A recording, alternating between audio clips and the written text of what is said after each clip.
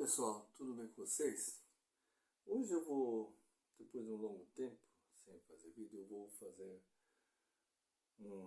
vou lhes mostrar mais um nível de altíssima qualidade, que infelizmente, como alguns que eu já demonstrei aqui no canal, são desconhecidos, né? De alta qualidade, mas desconhecidos, né? Eu mostrei isso em relação ao Sola, por exemplo, né? Deixa eu só ver aqui minhas anotações aqui, que faz tempo que eu não faço vídeo, estou meio defasado, eu preciso de uma referência aqui no meu computador, beleza? Mesmo se tratando de ferramentas de alta qualidade, com tecnologia de ponta, né? Com melhores materiais disponíveis no mercado, né? Se tratando de ferramentas que nessa aqui, que é um nível da...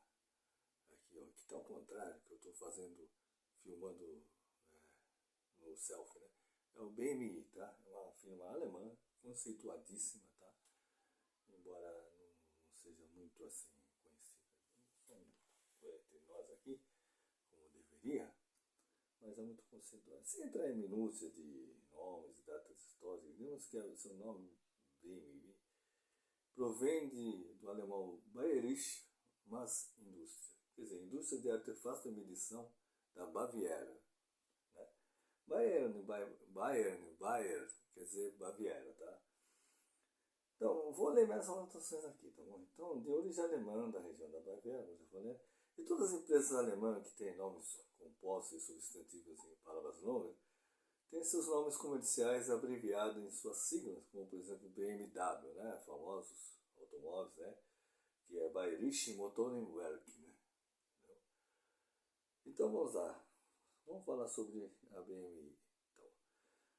O Hans Keller fundou a empresa nos idos em 1900, vamos dizer assim, sendo que a fundação oficial efetiva data de 1945, no pós-guerra, tá? Período pós-guerra.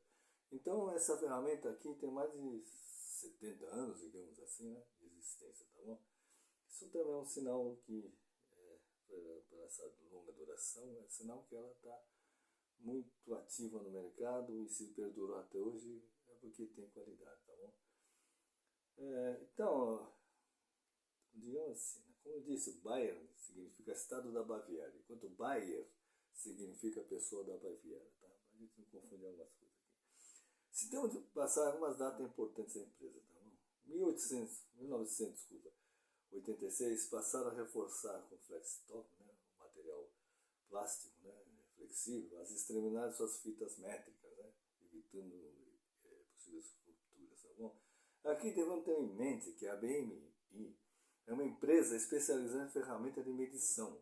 É uma das poucas que ainda fabrica as antigas trenas de profundidade, veja bem. E que são trenas que atualmente medem profundidade de líquidos em tanques gigantes que armazenam combustíveis e derivados, tá bom? Aqui então eu vou mostrar uma foto aqui do que seriam essas trenas de profundidade, tá vendo aqui, ó? São essas trenas aqui, né? Você tem uma trena que tem um peso na ponta, tá? Que é para poder mergulhar num tanque, tá bom? Aqui é de metal, essa aqui é uma antiga, essa aqui é uma moderna, tá bom? Aqui tá, vocês podem perceber aqui, né?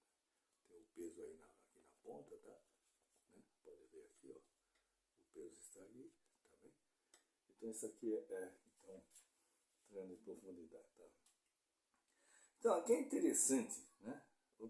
Citar o fato que o plumo, de onde efetivamente deriva a ideia de nível como tal, tem origem de seu nome na medição da profundidade de águas estanques, né? Com cordas e o tal do plumo, ou seja, o chumbo, né? Um peso a corda, né? Que essa pudesse submergir, né? E para isso usaram um metal conhecido como o mais pesado, que é o chumbo, né? De cujo nome deriva o nome plumo. Plumbo em inglês e plumbum em latim, tá bom? Isso é um dado histórico, sério. E o pluma é a parte do primeiro instrumento de nivelamento criado pelo homem. Na verdade, o conceito de nível se refere a uma superfície que seja, geometricamente falando, paralela à superfície da Terra, tá? Descontando o relevo, a gravidade e um plano ideal geometricamente, digamos assim, paralelo em toda essa extensão, né? Como se fosse uma esfera, né? Ou um círculo imaginário, tá bom? Então, na verdade, eu vou mostrar aqui, se der, como é que é o plumo. Dá licença, aqui é meio complicado pegar aqui, que tá longe. Aqui, ó. Como era o plumo. Aqui, ó. Não sei se dá pra ver aí. No Egito Antigo, tá bom? Acho que dá pra ver aqui. Então, aqui temos aqui um peso. E aqui, não sei se dá pra reparar, tem uma marcação aqui, escura aqui, que indica o plumo aqui. Se essa cordinha aqui, o plumo, tiver nesse ponto aqui, isso aqui está nivelado, tá? Então, qualquer lugar que você colocar esse aparelho aqui, ó, né? Vou ver se dá para ver aqui, ó. Tá vendo a parte escura? Ó, se tiver fora, tá fora do nível, tá bom? Posto isso, vamos tirar a ferramenta aqui. Isso aqui é o plumo, o nível, desculpa. A partir do plumo primitivo do Antigo Egito, tá bom? Então, aqui assim, temos uns itens funcionais importantes. Peso do chumbo, tá? O peso do chumbo, gravidade da Terra, triangulação geométrica, tá bom? Onde você, tirando o plumo, ortogonalmente falando, você tem o nível também, tá bom? Geometricamente falando, tá? Então, no século XVI, 1661, o cientista francês, o Melquisedeque Thevenot, criou o nível bolha, né? Um frasco de vidro selado com álcool em seu interior, uma bolha de ar dentro, tá bom? Que é, então, o tal do nível moderno, assim, né? Você vê um frasco e tal, só que na época era álcool, hoje é um óleo, né, de baixa viscosidade, tá bom? Mas a bolha está encerrada aqui, tá bom? Essa ferramenta foi aperfeiçoada em 1920 por Henry Zeeman, tá bom? Que adquiriu essa forma atual, digamos assim, tá? Como a gente conhece. Desde então, né, o peso, a gravidade dos antigos plumos foram substituídos respectivamente pelas bolhas de ar, tá bom? Vou mostrar aqui um outro nível aqui. A bolha de ar, aqui, ó, a bolha de ar, que está no lugar, né, do chumbo. A força de empuxo, tá? Quando você põe alguma recipiente dentro do fluido, a tendência é ter duas forças. Uma do peso que faz ele descer e outra do empuxo que ele faz subir. Aí ele flutua. Senão não flutuaria, tá? Então houve uma substituição. Antigamente as coisas era medida, né? Era importante medir de cima para baixo, né? De cima para baixo, tá? O peso da gravidade. Agora a medição se dá de baixo para cima, com a bolha que flutua dentro de um fluido, tá bom? Então isso é importante ver que ela está contida, né? Dentro de um... A bolha de ar está contida dentro de um frasco e dentro de um fluido. Por isso que ela não escapa daqui, tá bom? Essa modalidade de medição do nível determina que a bolha flutue dentro de um frasco que possui uma certa curvatura. Veja, né? Então, das suas paredes internas, tá bom? Aqui, ó, tem uma certa curvatura, tá vendo? Aqui é, às vezes, imperceptível, dentro das paredes internas. Sem essa curvatura, a bolha não... Veja bem, quando uma coisa flutua, ela tende para o ponto mais alto, né? E no caso aqui do nível, o ponto mais alto é o centro da curvatura, tá? Então, vou mostrar para vocês que existe um raio que é determinado essa curvatura, tá? Que vai de 30 milímetros até 100 metros, né? Depende do nível, tá? Então, você tem uma circunferência, tá? E tem um setor da mesma, né? Um pedacinho dessa circunferência que tem um raio e que tem uma curvatura, tá bom? Esse aqui é o frasco, né? Que é essa parte onde vai o fluido e a bolha aqui, tá bom? Tem um nível aqui da sola, tá bom? Então, a bolha de ar vai percorrer com maior ou menor, né, intensidade e sensibilidade. Quanto mais curvo seja esse frasco, menos a bolha corre. Quanto mais plana, menos curva seja, qualquer mexidinha ela corre para lá e para cá, tá? Tem mais sensibilidade a esses movimentos laterais, tá? Verticais da ferramenta, tá bom? Então é importante, eu já falei sobre raios no vídeo passado da sola, né? Então, essa curvatura é necessária que a bolha de ar, ao subir em direção ao ponto mais alto do frasco, seja contida numa área. Ela é contida numa área aqui, tá vendo? Nessa área aqui, ó. Ela é contida nessa área aqui, tá vendo? Essa área aqui é o topo da curva aqui, tá bom? Ela é contida, né? nessa área, tá bom? Que é o ponto mais alto do frasco, né? Que independentemente da inclinação, né, do frasco, isso aqui ó, eu posso inclinar assim, assim, tá?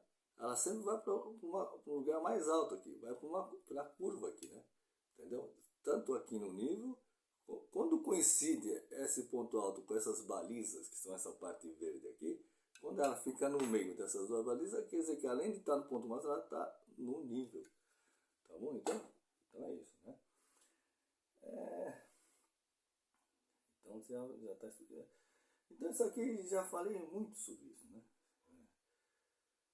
Então, sem essa curvatura, esse cume de flutuação, que é o topo onde vai a bolha, senão você escaparia, tá presa, né?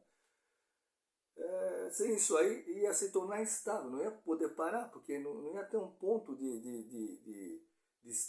um ponto estacionário para ela, porque qualquer mexidinha ela ia para lá, para cá, porque não teria essa curva, ela ia correr para onde você mexesse a ferramenta de uma forma errática, aleatória, tá bom? Mas eu falei sobre isso no outro vídeo, né? Então depois eu vou falar mais sobre isso, né? Vamos usar o nível Eurostar da BMI, desculpe, que é isso aqui, tá? E em 1993, né? Já em 86 já faziam soldagem, né, desse frasco com ultrassom, como faz a sola, né? Ultrassom. Só que a diferença aqui, né, da Eurostar, que é esse nível aqui, ó, esse nível aqui, a diferença é o seguinte: em 97, tá? 1997, lançaram esse nível com o frasco, essa parte aqui, ó, o frasco, eu chamo de frasco, tá? Essa parte aqui, ó, essa parte onde está a bolha aqui, ó, o frasco, né? Fabricado com plexiglass, tá? O plexiglass é aquele vidro de avião que tem na janela do avião, tá? O plexiglass, tá? Ele é tão resistente quanto o acrílico que a Sola usa, que é inquebrável. Esse também é inquebrável. E também você pode ver que no avião sempre há colisão de poeira, de aves, e aquele vidro está sempre lustrado, transparente, sem marca, porque ele é bem resistente, o plexiglass, tá bom? É um plexiglass de aviação inquebrável, tá? No lugar do antigo frasco de acrílico, tá vendo? E com efeito de lupa, que nem esse aqui da Sola, fazendo a lupa aqui, que é uma lente, essa curvatura extra aqui, que aumenta 60% o tamanho da bolha, tá?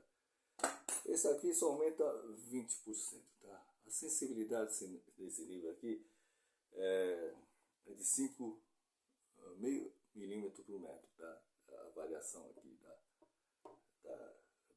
da bolha andando 2 milímetros aqui, tá? Ela vai mexer 5 milímetros no máximo aqui. Eu já falei sobre tolerância, sensibilidade em vídeos anteriores, tá bom?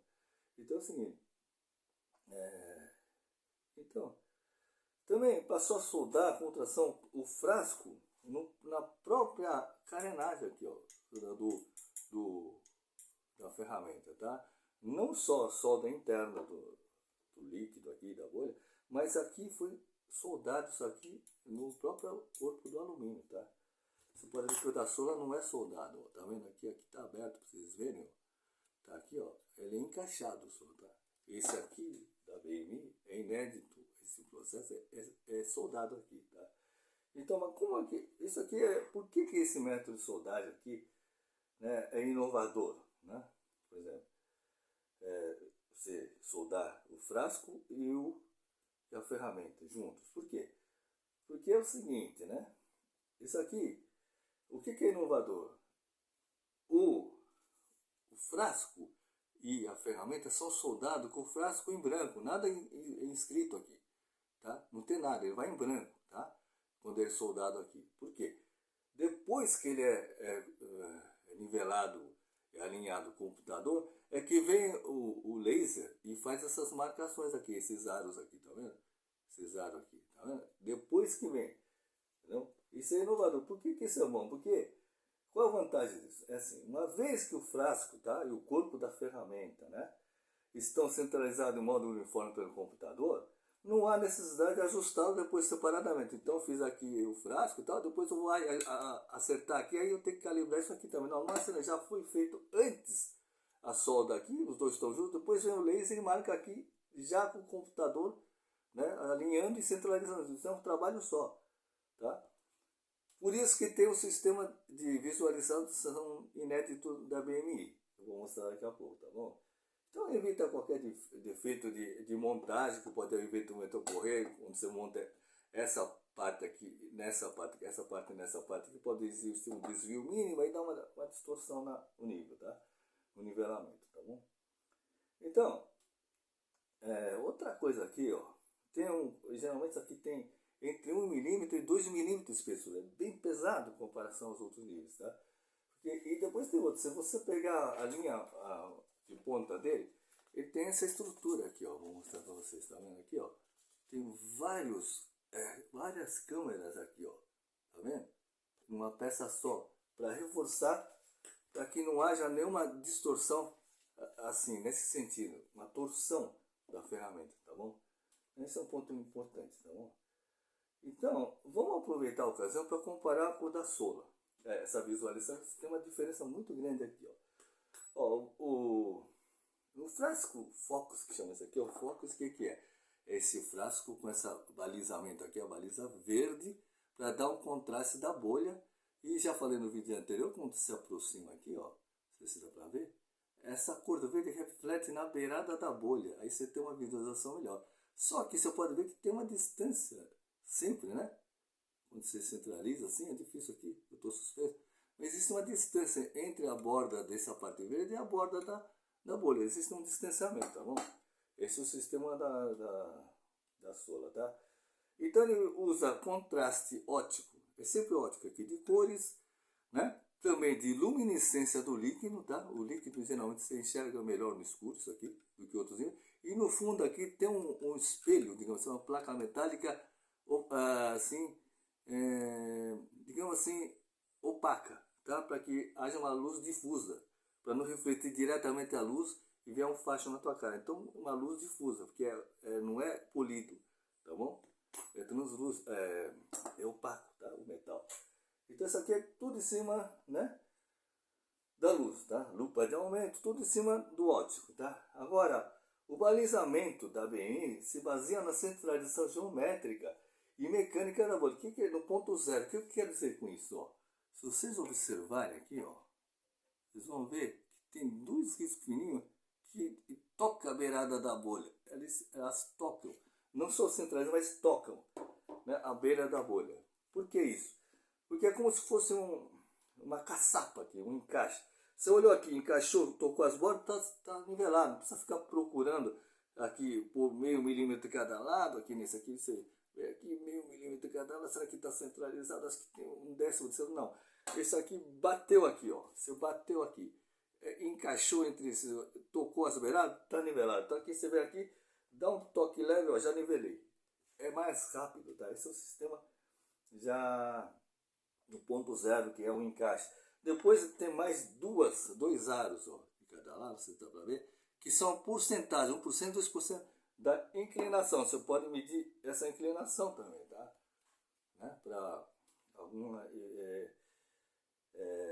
instalação, por exemplo, de um ralo, né? Você põe aqui essa caída aqui de 2% ou de 1%, fazer a drenagem da água, e já usa como um semi-inclinômetro. Não é bem um inclinômetro, mas é quase, tá bom? Isso aqui que né? 2%, tá? É a inovação dessa BMI, tá? Então, né?